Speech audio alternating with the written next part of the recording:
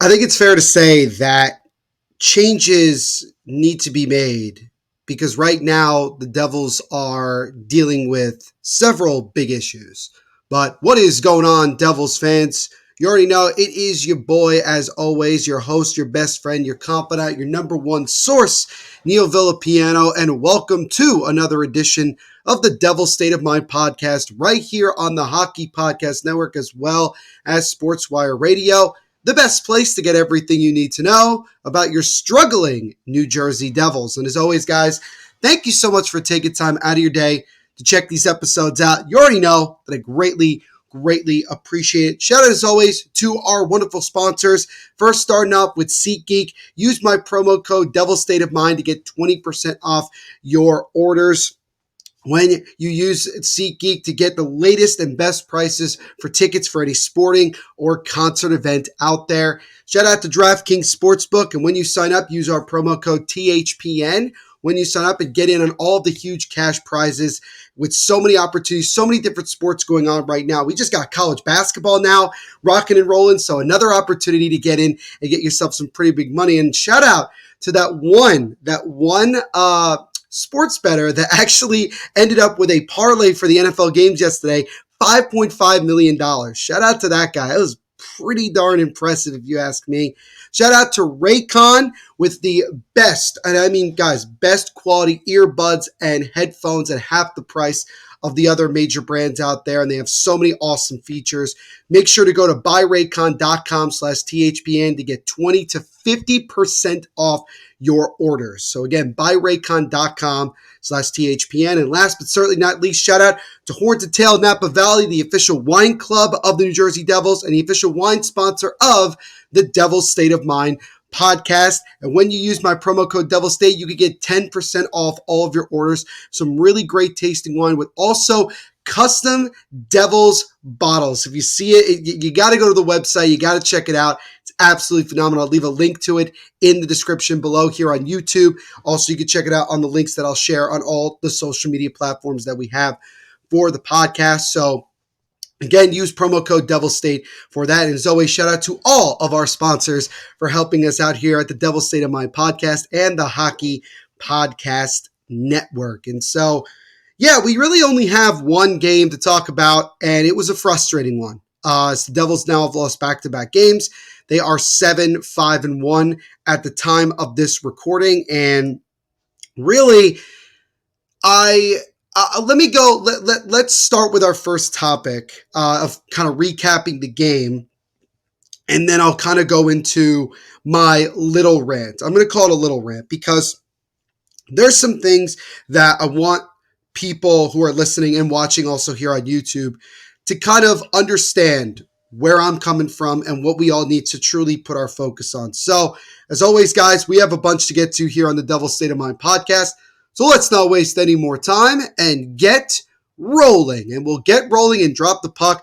We'll again talk about our first topic, which is recapping the Devils' disappointing 4-2 loss at home to the Washington Capitals, as they have now lost both of the first two games this season against the Washington Capitals. Both games also just happen to be at the Rock. So, and again, Devils only home for this game and then go right back on the road, coming off that disappointing 6-3 butt kicking at the hands of the Colorado Avalanche. To then come back and play the way that they did was frustrating. And it was, the Devils just simply for 47 minutes didn't show up. It was one of the most boring games through almost 3/4 of a game that I've seen in quite some time from this team. Not a lot going on offensively. Vitek Vanacek gave up 2 goals within 15 seconds and was pulled. And I have to wonder why Lindy Ruff, after Vitek had such a poor performance against the Avalanche, why he felt the need to put Vitek back out there when Akira Schmid had not been playing in over a week or almost a week. Why didn't he get the start in this game? I don't understand that. To me, it was just one of those head-scratching decisions, and it turned out to not be the case. And when Lindy Ruff said after the game that, well, after Vitek gave up those 2 goals, it's clearly that he didn't have it. I just think that you made the wrong decision again and should have started Schmidt in this game. And Akira was really struggling net. He gave up one goal, yes, but he stopped 17 of 18 shots and was, to me, a big reason why the Devils even still had a shot to win this game. That's the way I look at it. He should have started this game. I think the game would have been different. And the fact that the Devils let two guys, one who which just got called up for that game, score a goal, and Abe Kubel, is just a classic type of Devils loss, a classic type of Devils game. Super, super frustrating. To me, just completely unacceptable. But the Devils did find a way to eventually get a goal. They scored 2 goals within under 2 minutes of each other. Timo Meier started it off, getting his 4th of the year, and Dawson Mercer getting himself his 2nd goal of the year. That made it 3-2. The Devils then just started pushing the envelope. They put that pressure on, and it felt like only a matter of time before the Devils were going to find a way to score. They did not, and Evgeny Kuznetsov, nearly from behind his own net, was able to fire a puck all the way down into the empty net to get his 2nd of the game, put the game on ice as the Washington Capitals win this one again by the final score of 4-2. And with that loss, the Devils, as I mentioned before, are now 7-5-1. So now that I've gotten the very general explanation for the most part of how that game went, there are 2 things that I want to quickly say, other than what I just talked about with starting Vitek over Schmidt in this one. Number 1, I have had many people on social talk to me over the last couple of days about, well, the big reason and only reason why we're struggling this much is because we don't have Nico Hischier or Jack Hughes in the lineup. Let me be clear. I think from an offensive standpoint and from an overall morale standpoint, it has affected the Devils players that they don't have their top 2 centers right now playing and their superstar playing right now. But to me, the Devils have too much depth not to still be able to have similar success and to find a way to win games, especially when you're at home. Yes, that much is for certain that, the offense is not the same without them, but they can still improve regardless. Number 2, our defense has been, without a doubt, the most absurd and pathetic I have seen in quite some time. This team does not know how to defend. And it's mind-boggling to me the amount of opportunities that the other team gets on 2-on-1s or 3-on-2s or odd man rushes, and nothing seems to be changing. And you have guys out there that should not be playing as many minutes as they are because they're not being relied defensively. And then the goaltending, look, Vitek's got a solid record, but his goals against average and save percentage is nowhere near it needs to be. Akira Schmidt, I feel like, has been better of the last 2 games that he's been in, so maybe he's starting to turn it around a little bit, but the goaltending is still not where it needs to be. And again, both of these issues were issues when we were mostly healthy and Jack and Nico were in the lineup. So now because we don't have that, these problems are being exposed much more. And that's what I want to press upon everybody, that these issues were already obvious before Jack and Nico got hurt. So we can't blame Jack and Nico not playing as the sole reason why our defense and goaltending is still not good. That's what I wanted to say about that. So I hope that you guys have a better understanding now of what I'm talking about and why there needs to be changes on the back end, and there probably will need to be changes between the pipes as well. Because right now, 7-5-1, while it is still solid, and yes, we are still it's still early, this team is nowhere near the level that they are capable of being at, and they have to change something. Now, here's the other thing I wanted to talk about. I want to talk about Alexander Holtz. And no, I'm not going to go into complaining basically about, his performance or anything, because to the surprise of some, Alexander Holtz has actually played pretty well up until this point, okay? He's got a couple of goals, a couple of points. Mind you, most of this has been by playing on the bottom 6. He actually was almost a healthy scratch in the loss to Washington. The other thing that was crazy is that he was benched the entire 3rd period while we were down by 3 goals and needing goal scoring.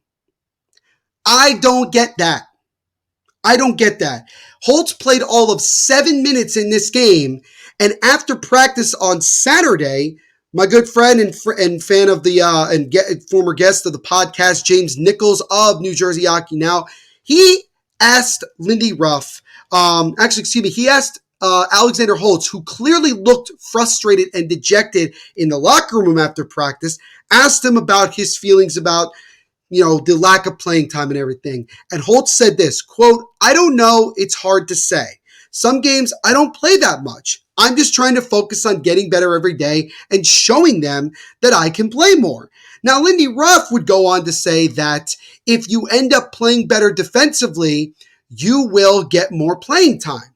Now, I know that Lindy Ruff tends to want to have all of his forwards be responsible in both ends, and I get that. I get that. They want to be just as good offensively, just as good defensively, structure-wise, as they are offensively, structure-wise. And Lindy Ruff, for reasons of I don't know why, decided to put a good amount of the blame on the first goal that Vitek gave up on Holtz because he wasn't in the right position defensively. Now, I can understand that to an extent, but the other thing is this. I feel that Lindy of late is just nitpicking with Holtz. He seems to only want to complain about him when he has other guys like Brendan Smith, and I hate to say it, even Dawson Mercer, who has fewer goals and plays on a higher role than Holtz, and let them continue to make mistakes while Holtz is just going out there in the very little time that he has to just try to do his job. And he makes one mistake and he gets punished for it. And I don't get where that's coming from. I don't get it. And so we saw earlier today on Monday practice that Holtz was on the second line. So maybe, just maybe, Lindy Ruff has finally decided to give him a better chance, a better shot. But right now, I just feel like he's being unfairly treated and it's not justifiable. That's the way I look at it. It's not justifiable. It's not like last year where he spent a lot of games not doing much of anything. This year, he's actually been able to contribute some and play well in the very little time that he's been on the ice. And that's personally something that I feel like somehow Holtz pisses off Lindy, whether it's because he's young and still makes mistakes or whatever. But I just don't get why he has to be so incredibly hard on a kid who actually has played better this year than he played last year up until this point. So I don't know. I don't know what the deal is. I don't know what's going on. Hopefully on Tuesday, tomorrow, when the Devils take on the Jets, maybe Holtz gets a better opportunity, more ice time, and can show off and end up contributing to a point to Lindy's liking. So we'll see. But I just kind of wanted to talk about that because it's like, it was really bugging me. It was really bugging me how Holtz gets benched the entire third period when we need offense and he's an offensive guy. I don't get it. I don't get it, but I just wanted to kind of get that off my chest. So all in all, really disappointing way to end what was a really tough week for the Devils, but it's a new week. And you got 3 pretty big games coming up against Winnipeg, Pittsburgh, and then at home against the Rangers, who are high-flying right now. And that's going to be one of our first big-time games of the year, like really big, we need a win type of game.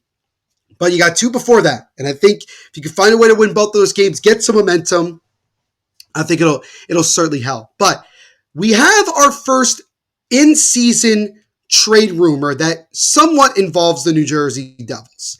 And I want to share it with you right now. Again, from my guy, James Nichols at New Jersey Hockey Now. There is mutual interest between the Devils and defenseman for the Calgary Flames, Nikita Zadorov, who Zadorov, through his agent last week, requested a trade, wants to be traded out of Calgary after contract talks have not continued, and that's where we're at right now. Kevin Weeks was the one who reported it, and that's basically where we're at right now. And again, the Flames definitely not off to the start that you want. Definitely do not. They're not playing well, and quite frankly, they're going to be probably big sellers at the deadline. And a source close to Zadorov through Ryan Novozinski of NJ.com asked this source if Zadorov would welcome a trade to New Jersey. And the quote goes, quote, "Of course he'd go to New Jersey. Who wouldn't want to be on a contender? Now, it's also being reported that Zadorov's agent really wants his client to be traded to the Toronto Maple Leafs. So I guess we'll see what happens with that. Including the Devils, there has to be some salary cap maneuvering because right now, Zadorov's cap hit is $3.75 million. And the Devils only have just about just a little over $1 million in cap space. So some amount of salary's got to go the other way. And the other thing to keep in mind is this. According to sources coming from Calgary, Craig Conroy and his staff do not have any interest right now in making this type of trade happen right now. They're going to take their time with it and wait till they get the best offer possible. They don't feel that they're in any rush. And honestly, I don't blame them either. But kind of, the Devils are a team that clearly has shown interest, and there supposedly is interest with Zadorov that he would welcome a trade to New Jersey. Now, let me give you some more information on Nikita Zadorov to kind of give you a background so you understand why the Devils might be interested in him. So, first and foremost, one of the other reasons that Zadorov is frustrated is at his lack of playing time. His minutes seem to continue to be diminishing. Maybe it's on purpose. Who knows?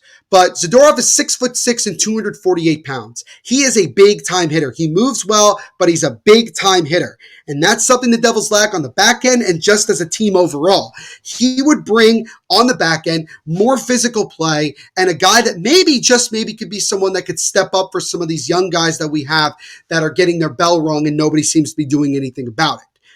Through 13 games, Zadorov has 13.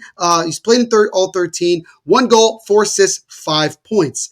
Last season, Zadorov ranked 19th among NHL defensemen in hits, 174, and Corsi for rating at 5-on-5 at 59.84%. He is a pending UFA. He will be an unrestricted free agent at season's end, and he's currently on the second year of his deal at $3.75 million this season. So that's kind of where we're at with regards to Zadorov. I think he would be a really solid fit. It would depend on the money, obviously, but I think him bringing a physical defensive presence, like legit defensive presence is something that I think the Devils need, something that they certainly lack, and I think it would be a welcome addition. Now, Tom Fitzgerald already has a pretty good relationship with the Flames in terms of making deals. If you remember, obviously the Devils acquiring Tyler Toffoli from Calgary for Sharon Govich in the third during the offseason. So I think that that's something that's important in terms of building what you would call, a relationship to make a deal work. I think that's really kind of the big thing that we look at when it comes to making these type of deals.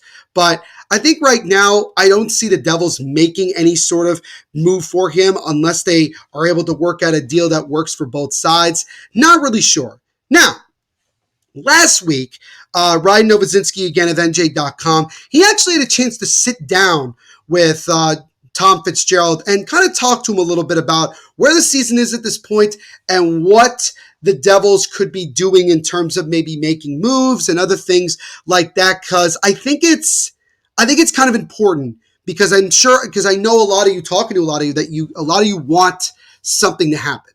You want something to happen, and you're hoping that it can be, you're hoping that the Devils can make moves that's going to help this team do better. Now, Tom Fitzgerald per NJ.com said he wouldn't evaluate his trade needs until the 20 to 25 game mark. That's what he said. So the Devils are currently at 13 games. So really, it's not going to be until the end of this month where Tom Fitzgerald is really going to sit there and evaluate. I told you guys at the beginning of the year that I'm going to do it every 10 games to see where the team is, what they need, what they don't need. I've made my piece about it. I said it in the last episode and the last episode before that. About what I think the Devils need and what they lack and things like that. But clearly Tom Fitzgerald giving a little bit more leeway, so 20 to 25 games. Here are 2 other quotes from Tom Fitzgerald via Ryan Novozinski when asking about trading and just things like that and trying to improve the team. Fitzgerald said, quote, "That's a tough question to answer, to be quite honest." When he was asked about his early trade thoughts. "I think we're doing a lot of good things, but there are areas that we're still working on, our puck management, our D-zone assignments, but that takes time. I always say that the 20 to 25 game mark is where you can see your team is and what you might need down the road. He also would go on to say, I think we're doing a lot of good things, but there are areas still need to work on, things like that. People want to say things or evaluate our goaltenders, blah, blah, blah. We've got to play better in front of them.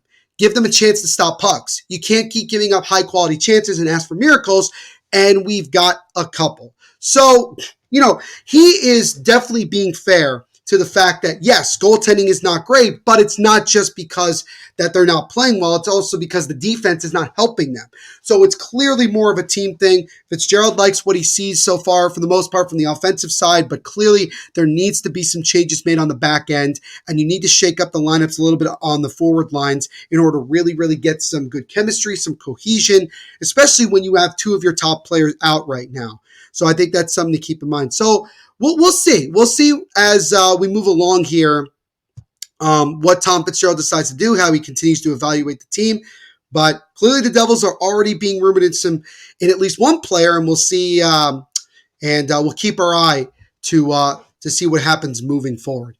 Now, we did get two updates, one more interesting, about Jack and Nico after practice on Monday from Lindy Ruff. And we'll start with the captain, Nico Hischier. When asked about Nico, Lindy Ruff said he will not be with the team on their road trip, and right now there is no timeline for his return. However, he is progressing. This is why I continue to believe that Nico is dealing with some form of a concussion, because right now they keep talking about symptoms and that they're not sure when he's going to be back. And I think it's a lot about how Nico feels and where he's going on a day-to-day basis. So again, it doesn't seem like there's any sort of idea right now as to where we are with Nico Hischier. Colin Miller did practice with the team today, so that is a positive. It seems more and more likely that he's going to get a chance to play very soon. Woolman, as well as Cal Foote, were both sent down this past week. So the Devils are slowly starting to get healthier.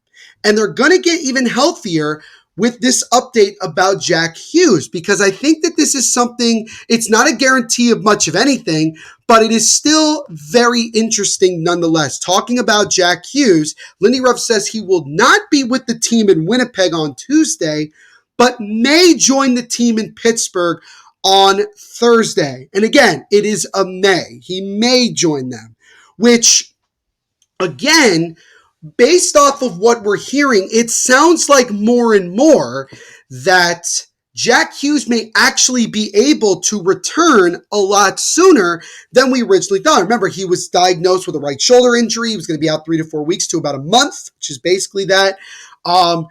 Kevin Weeks said a couple days ago that Jack could return a little bit sooner. He's itching to get back. But I think the Devils would be wise to not have this kid jump back in when he's not at full 100%. Because you obviously don't want him to come back in the short term to get hurt and be out even more in the long term.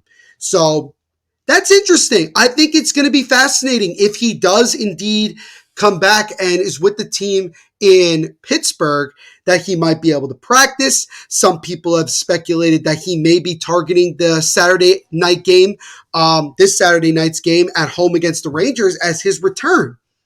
I don't know. Maybe Jack Hughes feels pressure because the team is struggling right now that he needs to get back ASAP. But, I think it's something that is really interesting how Jack all of a sudden seems to be pretty close to coming back. Now, again, he may join the team. This is not a guarantee that he's coming back anytime soon or whatever.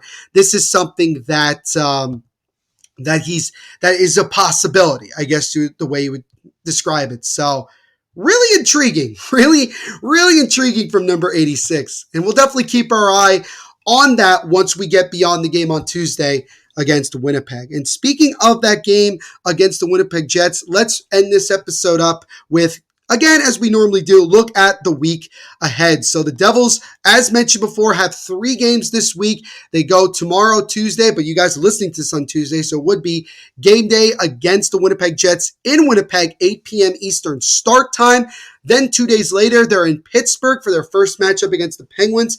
That game will be at 7 p.m. And then they come home against the high-flying, and I say high-flying because they're playing very well, the New York Rangers in the first battle of the Hudson River rivalry this season, as I'm sure the Rangers would love nothing more than to exact some revenge early on in the year against the team that knocked them out of the playoffs last year. Rangers have been playing really well, even with Shesterkin banged up and Adam Fox on LTIR. They've continued to play well. John DeQuick kind of turning the clock back. They're getting some good scoring. Alexis Lafreniere playing well, but overall, I think this is going to be a good week for the Devils in terms of, who they're playing and an opportunity for them to now go, look, there's no excuse. We got a new week now, clean slate. Let's go out there and let's play some good hockey.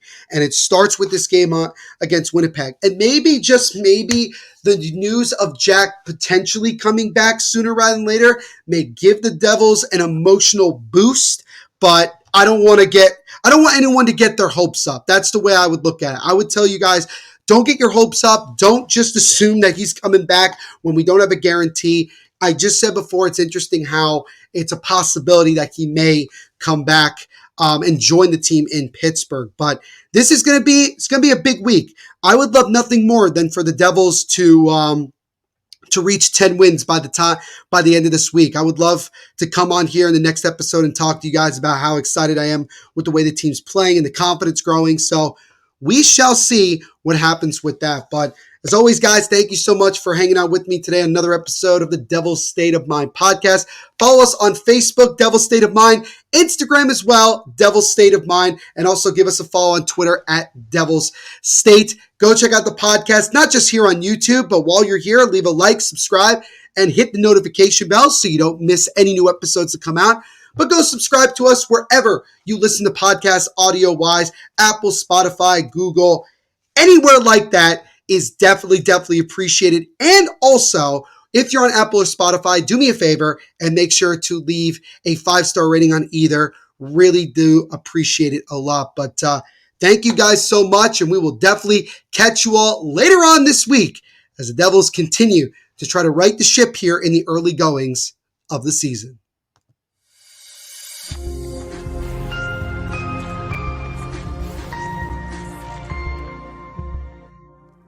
Say something.